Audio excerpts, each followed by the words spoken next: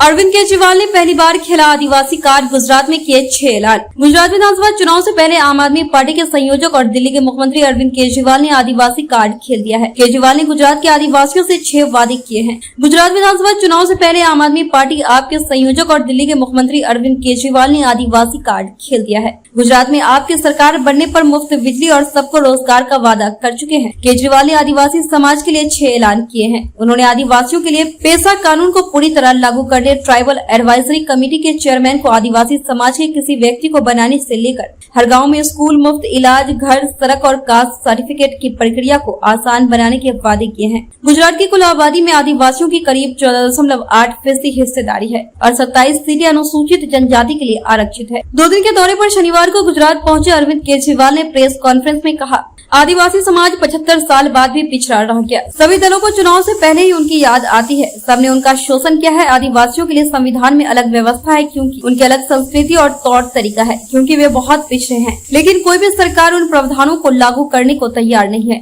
सभी की नजर उनकी जंगल जमीन पर रहती है। पहली गारंटी है कि आदिवासियों के लिए संविधान में जो पेशा का प्रावधान है उसे लागू करेंगे। इसके तहत प्रावधान है कि सभी फैसले ग्राम सभा ही करेंगे। हर आदिवासी गाँव में अच्छे स्कूल का वादा। केजरीवाल ने दूसरी गारंटी के दौर पर ट्राइबल एडवाइजरी कमेटी का चेयरमैन किसी आदिवासी को ही बनाने की बात कही। उन्होंने कहा कि गुजरात में सीएम इसके चेयरमैन है। इस व्यवस्था को खत्म किया जाएगा। आम आदमी पार्टी की सरकार बनी तो किसी आदिवासी को इसका चेयरमैन बनाया जाएगा। दिल्ली के सीएम ने कहा कि आदिवासी शिक्षा के अभाव में पिछड़ रहे हैं। दिल्ली का उदाहरण देते हुए उन्होंने वादा किया कि उनकी पार्टी की सरकार बनी तो हर आदिवासी गाँव में अच्छा सरकारी स्कूल खोला जाएगा, जिनमें शिक्षा पाकर आदिवासी बच्चे आगे बढ़ पाएंगे। अच्छे अस्पताल और मकान देने का भी वादा। अरविंद केजरीवाल ने दिल्ली की सरकारी अस्पताल और मोहल्ला क्लिनिक का उदाहरण देते हुए कहा कि उनकी सरकार बनी तो हर आदिवासी गांव में गौ क्लिनिक खोला जाएगा। आदिवासी इलाकों में अच्छे सरकारी अस्पताल बनाए जाएंगे जहां सभी को पूरी तरह मुफ्त इलाज मिलेगा। चौथी गारंटी के रूप में उन्होंने कास्ट सर्टिफिकेट की प्रक्रिया को आसान बनाने की बात कही।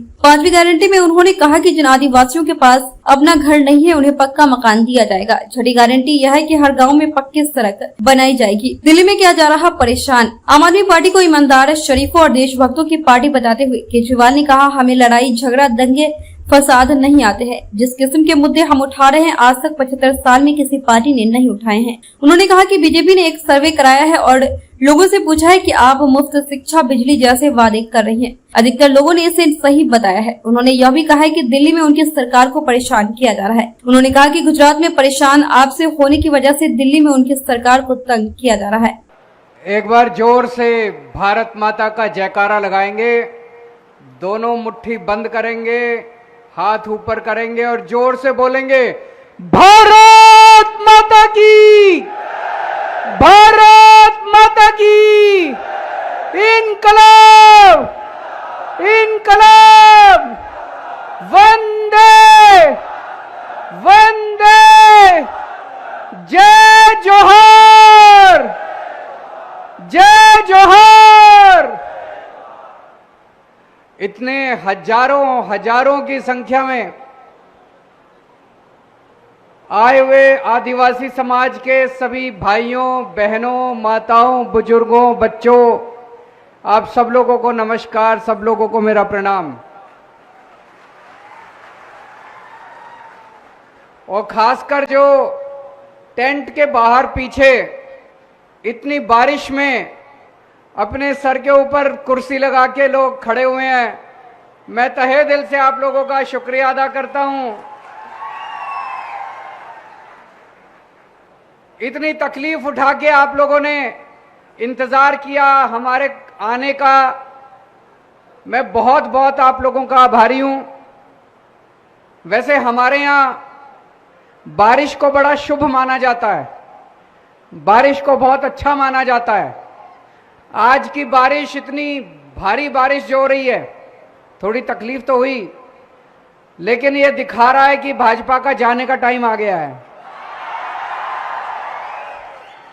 अब गुजरात के अंदर नई राजनीति होगी, नई पार्टी आएगी, नए चेहरे होंगे, नई क्रांति होगी।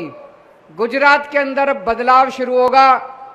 27 साल से जो ये लोग लूट रहे थे, खसोट रहे थे, अब इसको बंद करने का टाइम आ गया कि नहीं आ गया है?